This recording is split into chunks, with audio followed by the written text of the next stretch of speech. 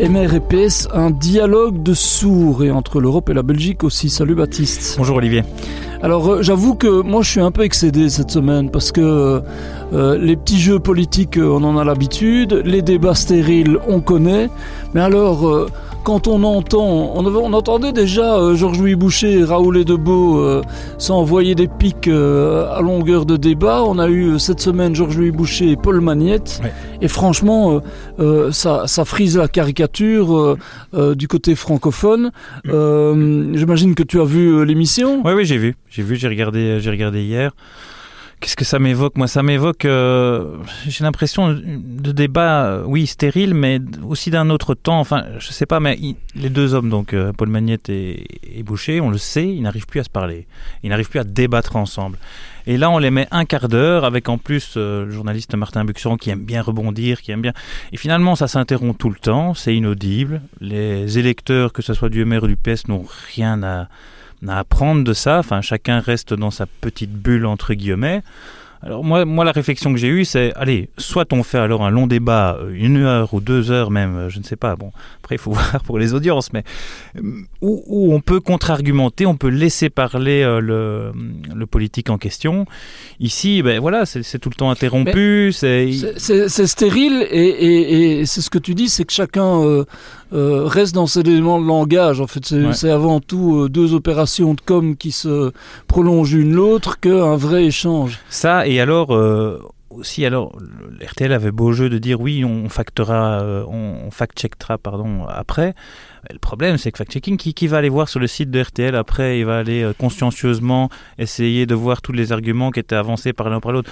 Donc on voit que, je ne sais pas, en tout cas à l'ère actuelle des fake news ou des exagérations ou de politiques qui ne savent plus se parler, je trouve que le format, en tout cas ce genre de débat, n'a plus vraiment de raison d'être. Mais au-delà du format, je trouve qu'on est dans quelque chose qui dépasse le dialogue ou le jeu entre majorité et opposition. Évidemment, cette bonne guerre, une majorité décide, prend des décisions qui en l'occurrence ici sont peu populaires, et une opposition est là pour dézinguer et éventuellement faire des propositions alternatives. Ok, c'est le jeu.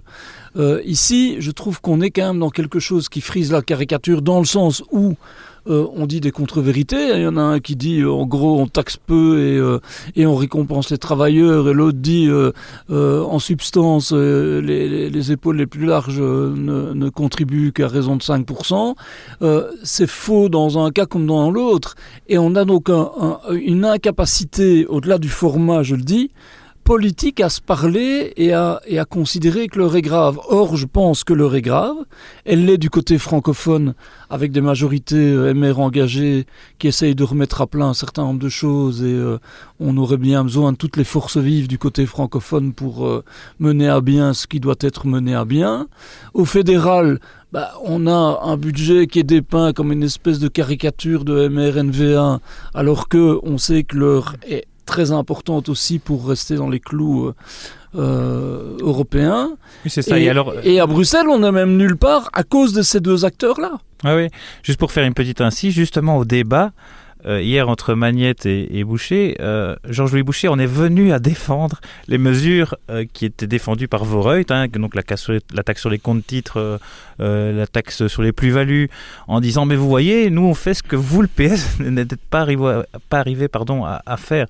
Mais donc là, on voit vraiment qu'on est dans un dialogue de sourds où chacun veut avoir raison. Alors, Paul Magnette et Georges-Louis Boucher ont avancé un tas de chiffres. On ne peut pas dire que ça soit une fake news en tant que telle, parce que tous ces chiffres, effectivement, existent. Par contre, c'est vraiment à chaque fois le cas maximal. Donc, quelqu'un qui perdrait 500 € pour sa pension par an, mais c'est vraiment dans des cas de figure où le pensionné ne s'adapterait pas, ou celui qui est en fin de carrière ne s'adapterait pas.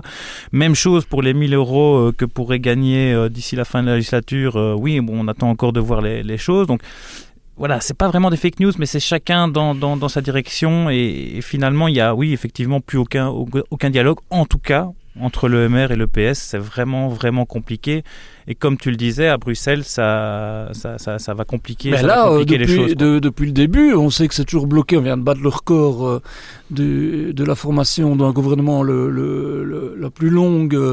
On est à 543 ou 544 jours à l'heure où on écoute notre podcast. Record battu. Voilà, record battu. Et c'est dû à quoi? Alors, il y a plein de facteurs. Il y a la complexité bruxelloise, il y a la double majorité francophone et flamande qui est nécessaire. Mais enfin, il y a quand même le fait que chaque fois qu'il y avait un peu de confiance, une initiative, l'un ou l'autre torpillait ce qui était possible, jetait une peau de banane, injuriait l'adversaire, et donc au bout du compte, on n'a pas réussi, ne fût-ce qu'à avancer sur la formule qu'on utiliserait. Pourquoi? Parce que le PS ne veut pas aller avec la NVA, le PS et le MR ne savent pas parler, l'OpenVLD est évidemment une complexité, une complication supplémentaire, et au bout du compte, moi je trouve que ce dialogue impossible entre le PS et le MR devient un vrai problème pour la Belgique francophone. Parce que au niveau belge, au niveau bruxellois maintenant, imagine demain il y a une réforme de l'État et un dialogue communautaire avec la NVA et la Flandre, qu'est-ce qu'on fait? Je veux dire, on a deux roquets qui sont incapables de se parler, quoi. Donc je pense qu'on est vraiment en train en réalité de s'affaiblir en étant à ce point polarisé. Je sais pourquoi ils le font, hein. Chacun essaye évidemment d'élargir son électorat. Le MR, tu l'as dit, en vient à défendre des taxations parce que ça va un peu dans le sens de son truc de droite populaire qui touche les classes populaires, etc. Mais au bout du compte, franchement, ce spectacle devient un peu indécent à mes yeux. Oui, tout à fait. Mais après, il y en a d'autres qui pointent les personnalités, et ça, c'est toujours un grand débat. Est-ce que le MR et le PS ne savent plus parler, ou est-ce que c'est Georges-Louis Boucher et Ahmed Laouej et Paul Magnette qui ne savent plus parler? Bon, c'est une question qui reste, complètement ouverte. J'ai connu évidemment l'époque Louis Michel, à la limite, il était un peu une exception parce que il y avait la loge maçonnique qui aidait à ce qu'ils se parlent avec Laurette, voilà, et Lio et tout ça, et qu'ils ont signé des accords devant notaire.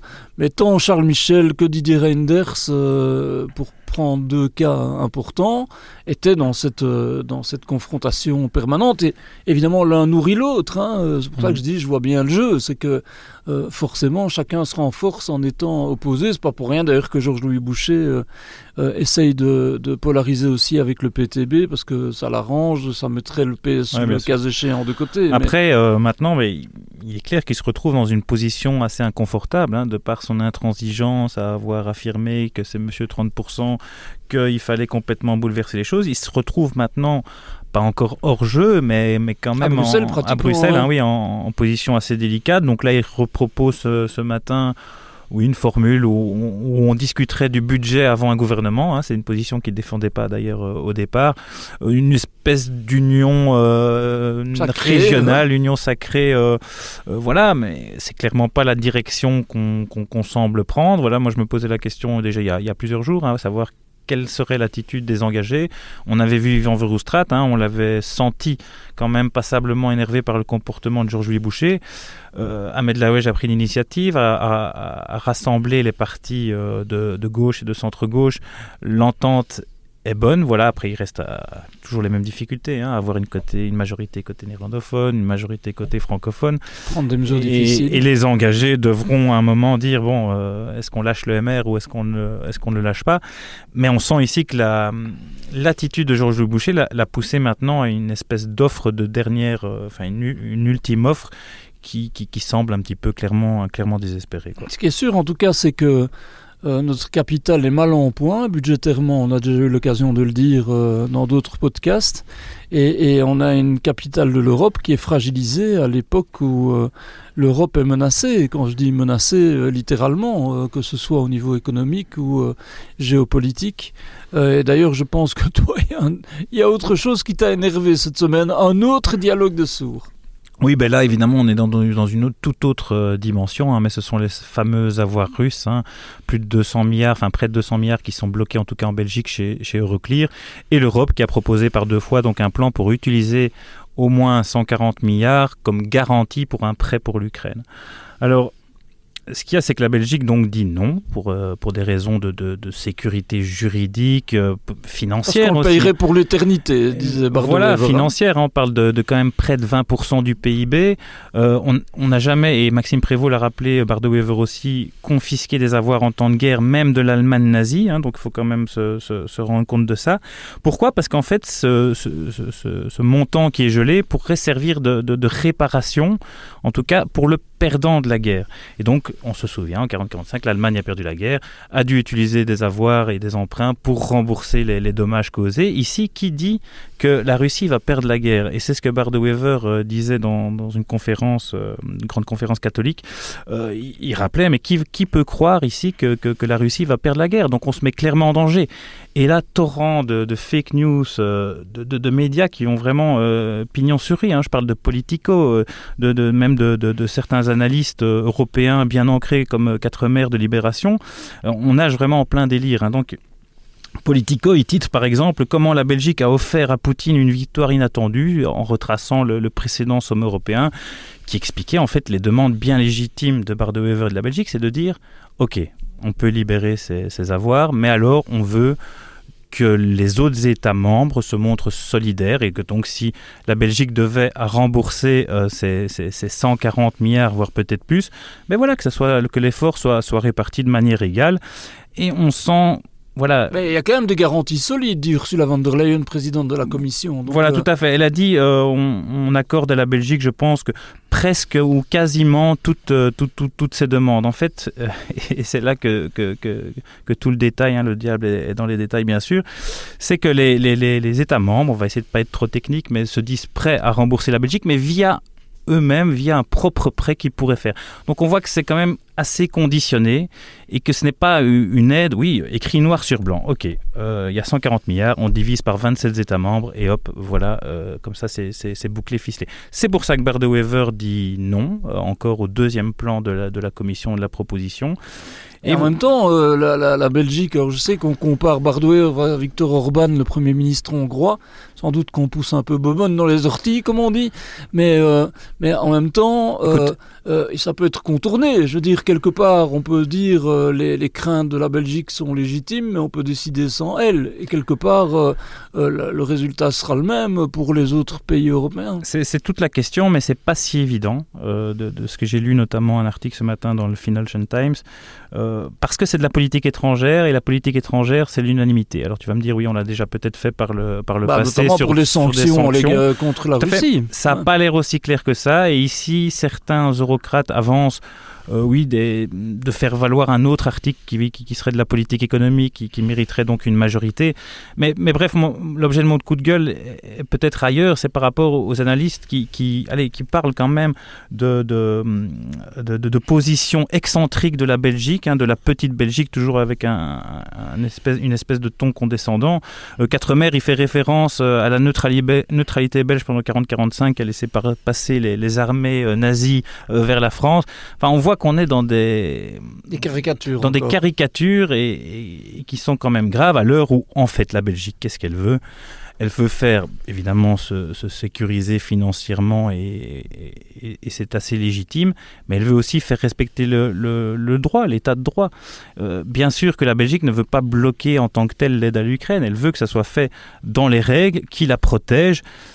Après, il est clair que Bart de Wever et la Belgique sont face à un cas de conscience.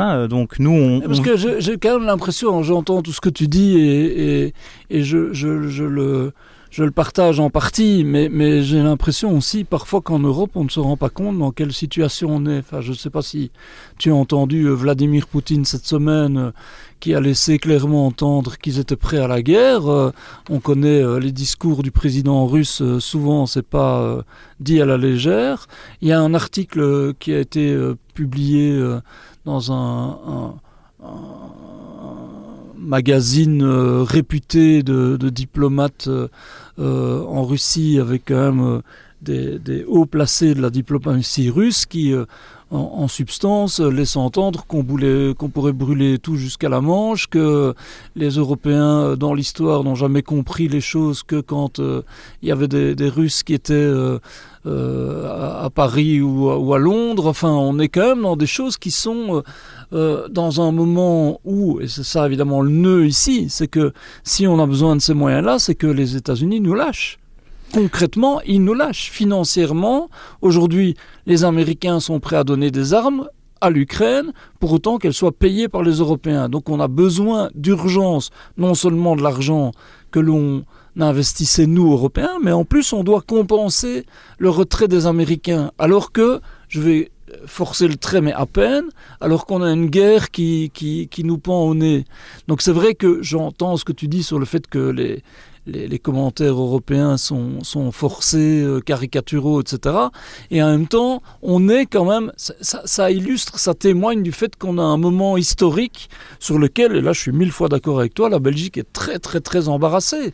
Parce qu'il n'y a aucune des solutions qui est bonne, en fait. Oui, mais c'est ça, mais tu as pointé effectivement tout le débat. Et à mon avis, c'est pour ça qu'il y a une hystérie autour de ces avoirs militaires. C'est parce qu'on sent que le danger se rapproche. Et surtout, voilà, il y a des milliers de morts chaque jour en Ukraine. Donc eux, ils ne jouent pas leur sécurité financière, ils jouent leur sécurité tout court. Et donc évidemment que et Bart De Wever en est très conscient, la Belgique, je pense, en est très consciente. C'est juste que sous l'effet des menaces de Poutine, est-ce qu'on doit abandonner toutes nos valeurs, enfin c'est même pas nos valeurs, c'est notre état de droit, comment procéder, voilà, c'est vraiment la base d'utiliser l'argent, ce vote à l'unanimité ou à la majorité, c'est quand même un cas important, ça se reproduira à plusieurs reprises dans le futur. Est-ce qu'on ne crée pas là un précédent? Donc ce sont des questions qui se posent, je pense qu'en fait la solution est assez simple. C'est que chaque État membre se montre solidaire à part égale avec la Belgique. Et la question, entre guillemets... C'est le cas, s'ils se disent prêts à le faire via des prêts. Donc, ce n'est pas ce que j'ai entendu, c'est pas ce que j'ai lu. Et c'est visiblement, c'est ça le hiatus. Voilà. C'est quelles sont les garanties, c'est comme les garanties de sécurité pour l'Ukraine. Ici, c'est quelles sont les garanties de sécurité pour la Belgique, quoi. En tout cas, Bart De Wever, lui... Pour l'instant, c'est non. Et alors, je cite quand même sa phrase qu'il a dit à cette fameuse conférence. Grande conférence catholique, merci. Sans mutualisation des risques, je ferai tout pour bloquer ce dossier, tout. Après cet épisode, si j'ai un job international après le 16, ce sera pour faire la vaisselle. Donc, voilà. C'est pas comme Alexander De Croo qui, lui, va sauver le monde au programme des Nations Unies pour le développement. Mais juste pour terminer, j'ai l'impression que dans les deux cas, que ce soit les questions budgétaires et les bisbrouilles politiques en Belgique ou ce dialogue de sourds au niveau européen, on est quand même à un moment, je trouve, où on a du mal à comprendre que le monde a radicalement changé et qu'on va devoir sans doute radicalement changer de réponse. À mon avis, on en reparlera, mais je pense qu'on est à un moment clé. Tout à fait. Merci Olivier. Merci Baptiste.